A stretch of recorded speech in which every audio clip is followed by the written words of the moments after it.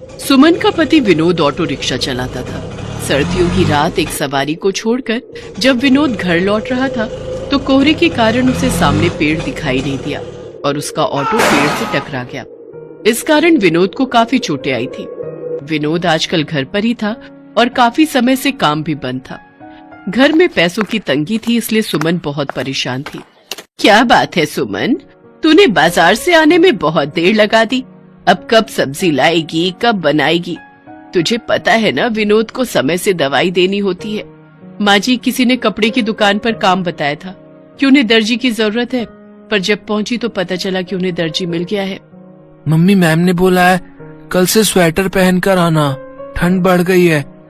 आप मेरे साथ बाजार चलो, मुझे अपने लिए स्वेटर खरीदना है।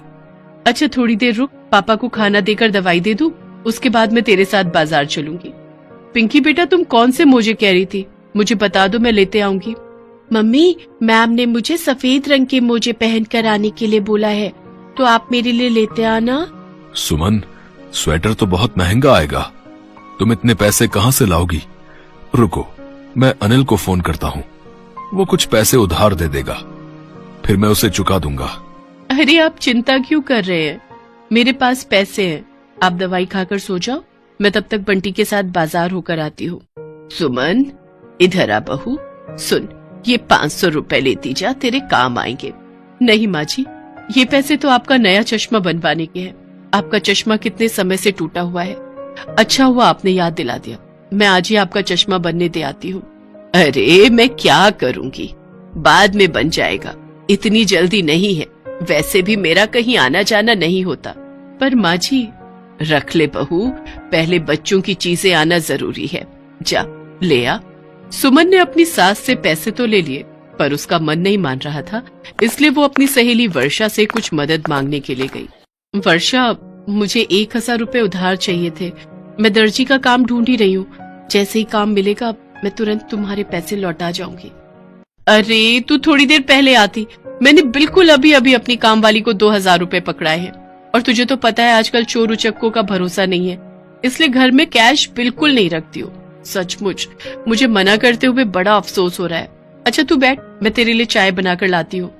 नहीं नहीं, मैं चलती हूँ, बाजार से जरूरी काम है। चल बंटी बेटा। सुमन की सहेली ने मुसीबत में उसका साथ नहीं दिया, जबकि सुमन ने कई बार अपनी सहेली वर्षा की मदद की थी। सुमन निराश होकर बाजार की तरफ चल पड़ती है। तभी उसकी नजर कपड़े के एक शोरूम पर जाती है, जहाँ एक मालिक फोन पर अपने नौकर पर गुस्सा कर रहा था। अरे तुझे बोला था ना कि दुल्हन का लहंगा तैयार करना है, और तू छुट्टी करके बैठ गया।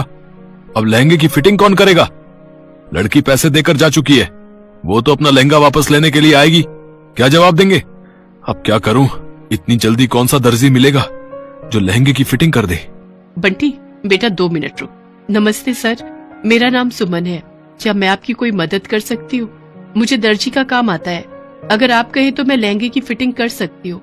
पर पता भी है कितना महंगा लहंगा है, अगर जरा से भी खराबी हुई फिटिंग में तो, और मैं तो तुम्हें जानता भी नहीं हूँ, मुझे कैसे यकीन हो कि तुम्हें कपड़े सिलने आते हैं? सर एक बार मौका तो दीजिए, आपको कोई परेशानी नहीं होगी, मैं बहुत अच्छी फिटिंग करूंगी लहंगे की। अच्छा ठीक है, वो सामने एक गाउन आया हुआ है बहुत दिनों से फिटिंग के लिए, पहले एक बार उस गाउन की फिटिंग करके दिखा दो, फिर मैं देखता हूँ। मैं तो गाउन ऐसे ही वापस करने वाला था, जब दर्जी ही नहीं है तो फिटिंग कौन करेगा, पर एक बार तुम करके देख लो। ठीक है सर, मैं अभी कर देती हूँ। कुछ ही देर में सुमन सिलाई मशीन पर गाउन की फिटिंग कर देती है। कस्टमर जब अपना गाउन लेने के लिए आती है तो वो उसे पहनकर ट्राई करती है। मम्मी देखो, फिटिंग तो बहुत अच्छी आई है, कितना लूज गाउन था मुझे, और जो नाप मैं लिखवा कर गई थी बिल्कुल उसी नाप की फिटिंग आई है। आप तो कह रहे थे आपका टेलर अवेलेबल नहीं है, फिर ये किसने किया? ये आज ही काम पर आई हैं। अगर आपको काम पसंद आया तो बहुत अच्छी बात है। सुमन, कल से तुम ही काम पर आओगी, और जितना भी यहाँ सिलाई का और फिटिंग का काम आएगा वो तुम ही करोगी। मैं तुम्हारी सैलरी फिक्स कर देता हूँ। आपका बहुत बहुत धन्यवाद sir, thank you so much. Suman बहुत खुश होती है, उसे 15,000 रुपए महीने की नौकरी मिल जाती है। घर जाकर सुमन सबको ये खुशखबरी देती है। उसकी सास भी बहुत खुश थी। अगले दिन से सुमन काम पर जाने लगती है। वो बहुत ही मेहनत से शोरूम पर दर्जी का काम करती थी। उसका काम ग्राहकों को बहुत पसंद आता था। शोरूम का मालिक हमेशा सुमन को मेहनत से काम करते देखता था। कुछ दिन बाद पुराना दर्जी लौट आता है। नमस्ते मालिक, मैं वापस लौट आया हूँ। वो गांव में जमीन पड़ी थी, वो बेचनी बहुत जरूरी थी, तो आपसे बिना कहे जाना पड़ा। अब वापस लौट आया हूँ। कल रात की बस से वापस आया तो सीधा आपके पास ही आया। मुझे पता है मेरे बिना आपको बड़ी परेशानी हो रही होगी। मेरे जैसा दर्जी आपको मिला ही नहीं होगा जो मेरी तरह काम करे। सुमन इधर आना। ये सेमी स्टिच दुल्हन का लहंगा सिलने के लिए आया हुआ है। 10 दिन बाद शादी है, तो लड़की ने सोमवार तक मंगवाया है। बहुत ही अच्छे से सिलाई करना, काफी महंगा लहंगा है। ठीक है सर, मैं कर दूंगी। अच्छा, तो आपने इसे काम पर रखा है। कोई बात नहीं मालिक, मैं कहीं और काम ढूंढ लूंगा। वो तो तुझे ढूंढना ही पड़ेगा, गलती तेरी है। तू मुझे बिना बताए गांव चला गया। मुझे कितनी परेशानी हुई, वो तो सुमन है जिसने समय पर काम कर दिया, वरना मेरा बहुत नुकसान होता। इसका पत्ता तो साफ करना ही पड़ेगा। सुमन कुछ सामान लेने के लिए अंदर जाती है तो दर्जी उस लहंगे को कैंची से काट देता है और मालिक से कहता है, मालिक ये लहंगा तो इसने गलत काट दिया। क्या कहा? गलत काट दिया? मालिक ये तो सिलाई में अनाड़ी है। सुमन, मुझे कहीं से भी या तो ऐसा लहंगा ला कर दो या फिर पूरे 25,000 रुपए लहंगे के वापस दो। पर सर मैं इतने सारे पैसे कहाँ से लाऊंगी? ये लहंगा मैंने नहीं काटा। सुमन रोने लगती है, पर शोरूम का मालिक उस पर बिल्कुल भी तरस नहीं खाता। दर्जी भी मन ही मन हंस रहा था। सुमन परेशान थी, वो बहुत रो रही थी। उसे कुछ भी समझ नहीं आ रहा था। उसी रास्ते एक महात्मा जा रहे थे। उनकी नजर सुमन पर पड़ती है। क्या हुआ बेटी, तुम रो क्यों रही हो? तुम्हें क्या तकलीफ है? सुमन महात्मा को प्रणाम करती है और रोते हुए सारी बात बताती है। चिंता मत करो बेटी, मैं तुम्हें एक जादुई सिलाई मशीन दूंगा, जिस पर कोई भी कपड़ा रखने से तुम्हारे मन मुताबिक लहंगा बनकर तैयार हो जाएगा। और फिर महात्मा हवा में जल छिड़कते हैं और उनके सामने एक सिलाई मशीन आ जाती है, जिसे वो सुमन को दे देते हैं। सुमन महात्मा जी को धन्यवाद देती है और सिलाई मशीन लेकर घर आ जाती है। सुमन के पास उस लहंगे की बाजू का कपड़ा था जिस लहंगे को दर्जी ने काट दिया था। सुमन लहंगे के कपड़े को सिलाई मशीन के ऊपर रख देती है और सिलाई मशीन बहुत ही सुंदर लहंगा सिलने लगती है। कुछ ही देर में एक जादुई लहंगा तैयार हो जाता है। माँ जी देखिए, बिल्कुल वैसा ही लहंगा बनकर तैयार हो गया जैसा मुझे चाहिए था। हाँ बहू, ये तो सचमुच जादू हो गया। वो महात्मा तो भगवान का रूप बनकर आए थे, जिन्होंने तेरी सारी परेशानी दूर कर दी। हाँ माँ जी, अब हमारी सारी परेशानियां दूर हो जाएंगी। मैं अपना खुद का बुटीक खोलूंगी और खुद का काम करूंगी। माँ जी, मैं थोड़ी देर में आती हूँ। सुमन तैयार लहंगा शोरूम के मालिक को दे देती है। शोरूम का मालिक बहुत शर्मिंदा था, क्योंकि दुकान पर लगे कैमरे में पहले वाले दर्जी की सारी सच्चाई सामने आ गई थी। पर मालिक ने उस समय सुमन की बात पर विश्वास नहीं किया था। उस दिन के बाद सुमन उसी जादुई सिलाई मशीन पर जादुई लहंगे सिलने लगी। सुमन के परिवार में अब खुशियां ही खुशियां थी।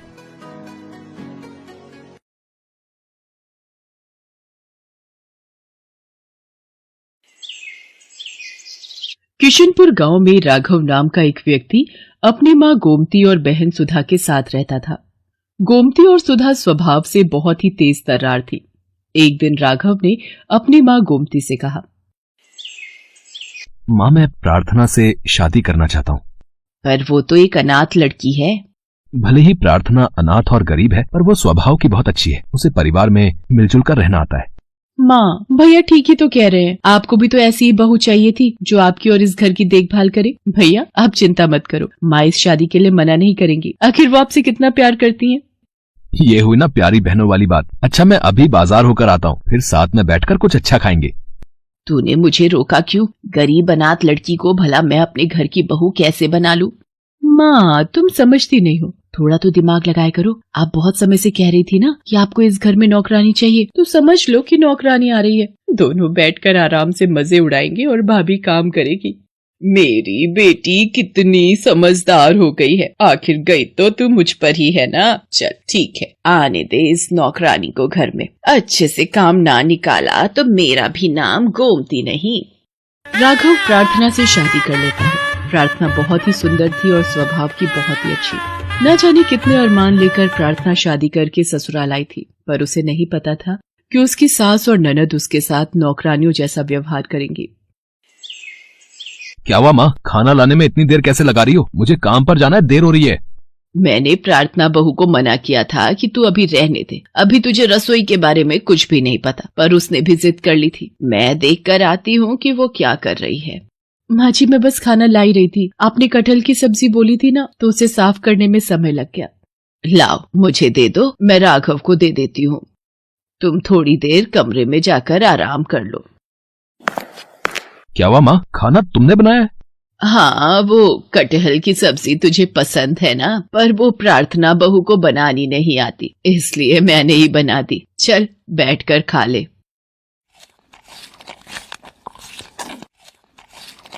अरे वाह माँ, कटहल की सब्जी तो तुमने बहुत ही स्वादिष्ट बनाई है। अच्छा, मैं काम पर जा रहा हूँ। राघव काम पर चला जाता है। गोमती और सुधा इसी तरह प्रार्थना से नजरें बचाकर राघव से झूठ बोलती थी। गोमती और सुधा को तो बस इसी मौके का इंतजार था। वो दोनों सीधे प्रार्थना के कमरे में जाती हैं। ओ महारानी, बहुत हुआ आराम, चल अब काम पर लग जा। पर माँ जी, मैंने तो रसोई का सारा काम समेट लिया, अभी तो कोई काम ही नहीं बचा है। देखा माँ, इसकी तो जुबान भी निकल आई है। जैसा मैंने कहा है वैसा करो चुपचाप। कपड़ों का ढेर लगा हुआ है, पहले वो धो लो और उसके बाद रसोई में बर्तन पड़े हैं, वो भी करने हैं। चलो माँ, कर लेगी अपने आप, नहीं करेगी तो करवाना हमें आता है। बेचारी प्रार्थना सारा दिन घर के काम करती रही। गोमती और सुधा इसी तरह प्रार्थना पर अत्याचार करती रहती थी, पर बेचारी प्रार्थना किसी से भी कुछ नहीं कहती थी। वो चुपचाप सारे काम कर लेती थी। प्रार्थना, तुम्हें यहाँ किसी चीज की कोई कमी तो नहीं है ना? तुम मेरे साथ विवाह करके खुश तो हो ना? अगर मैंने इनसे माँ जी और सुधा दीदी के लिए कुछ भी कहा तो ये मेरी बातों पर विश्वास नहीं करेंगे। मेरा चुप रहना ही ठीक है। नहीं नहीं, मुझे यहाँ पर कोई परेशानी नहीं है। माँ जी और सुधा दीदी मेरा बहुत ख्याल रखती हैं। बेचारी प्रार्थना अपने पति से भी इस बारे में कुछ नहीं कह सकती थी। एक दिन प्रार्थना जब चाय छान रही थी तो उसके हाथ पर गरम गरम चाय गिर गई, जिसकी वजह से उसका हाथ जल गया। अरे, अब तुम्हारा तो पूरा हाथ जल गया है। चलो मैं तुम्हें डॉक्टर के पास ले चलता हूँ। डॉक्टर के पास जाने की जरूरत नहीं है, मैंने बर्फ लगा ली है, कुछ ही देर में ठीक हो जाएगा। अरे तू क्यों चिंता करता है, मैं और सुधा हैं यहाँ इसका ध्यान रखने के लिए। तुझे जरूरी काम से दूसरे गांव जाना है ना, फिर तुझे आने में रात हो जाएगी। माँ जी ठीक कह रही हैं, आप अपने काम से जाइए, आपका जाना जरूरी है। ठीक है, फिर मैं जाता हूँ, तुम अपना ध्यान रखना, ठीक है? राघव को गए अभी कुछ ही देर हुई थी कि अचानक सुधा आई और गोमती से बोली, माँ अब रसोई का काम कौन करेगा? इसने तो हाथ जला लिया है। मेरी सहेलियां आ रही हैं, मैं उन्हें क्या खिलाऊंगी? अरे तू चिंता क्यों करती है, यही बनाएगी खाना सबके लिए। और वैसे भी राघव रात तक वापस नहीं आने वाला, तो उसको कुछ पता ही नहीं चलेगा। और अगर इसने अपनी जुबान खोली तो फिर ये नहीं जानती मैं इसका क्या हाल करूंगी।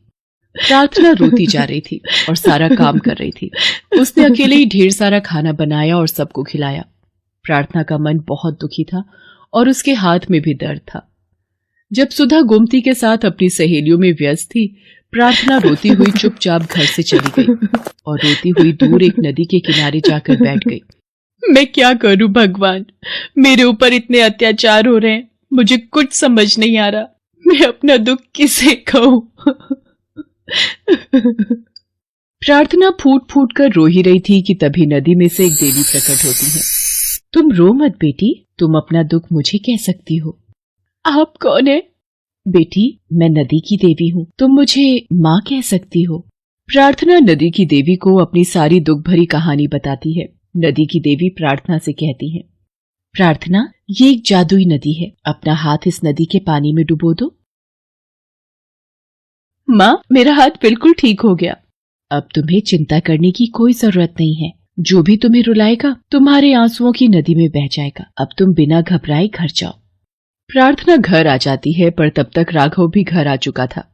देखा राघव बेटा, सारा घर का काम छोड़कर ये घूमने चली गई। मैंने और सुधा ने मिलकर ही सुधा की सहेलियों के लिए सारा खाना बनाया। अरे हमने तो इससे इतना कहा था कि तेरा हाथ जला हुआ है तो तू आराम कर ले। हमने इससे काम करने के लिए थोड़ी कहा था, जो ये चुपचाप हमें बिना बताए चली गई।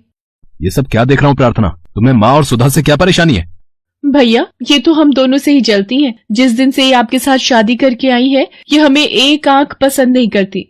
नहीं नहीं, ऐसी कोई बात नहीं है, मैं तो सारा खाना बना कर ही गई थी। मेरा मन उदास था, इसीलिए कुछ देर के लिए चली गई थी। अगर तू सारा खाना बना कर गई थी तो हम दोनों माँ बेटी क्या झूठ बोल रहे हैं? राघव अगर तुझे इस पर विश्वास है तो एक काम कर, हम दोनों माँ बेटी यहाँ से हमेशा के लिए चले जाते हैं। अब तो भाभी तुम्हारी कलेजे में ठंडक पड़ गई होगी। हम दोनों माँ बेटी को घर से बेघर जो कर रही हो, तुम्हें तो शर्म आनी चाहिए। हमारे ऊपर झूठा इल्जाम लगाती हो। मैं सच कह रही हूँ, ये लोग मेरे से बहुत काम करवाती थी और आज भी मैंने ही खाना बनाया है। प्रार्थना रोते रोते राघव को अब तक की सारी बात बताती है, पर अचानक प्रार्थना की आंखों से गिरे आंसू एक नदी का रूप ले लेते हैं और गोमती और सुधा उस नदी में डूबने लगती हैं। नदी के ऊपर गोमती और सुधा के द्वारा किए गए अब तक के सारे अत्याचारों का चित्रण आ जाता है, जिसे देखकर राघव गुस्से में आ जाता है। राघव बेटा बचाओ, हम डूब रहे हैं। भैया बचाओ, ये नदी हमें ले डूबेगी। माँ सुधा, मैंने सब देख लिया है। तुम लोगों ने प्रार्थना पर कितने अत्याचार किए, पर ये बेचारी कुछ भी नहीं बोली। अब यही आप दोनों को बचा सकती है। प्रार्थना बहू, हमें माफ कर दो, हमसे गलती हो गई। हमने तुम्हें बहुत दुख दिए, हमें बचा लो। भाभी, मैंने आपको बहुत सताया, पर मैं मरना नहीं चाहती, मुझे माफ कर दो। हे नदी की देवी, ये जैसी भी है मेरी माँ समान सास और मेरी बहन समान ननद है, इन्हें माफ कर दो। इनकी तरफ से मैं माफी मांगती हूँ। ठीक है प्रार्थना, अगर तुम चाहती हो तो मैं इन दोनों को माफ कर देती हूँ।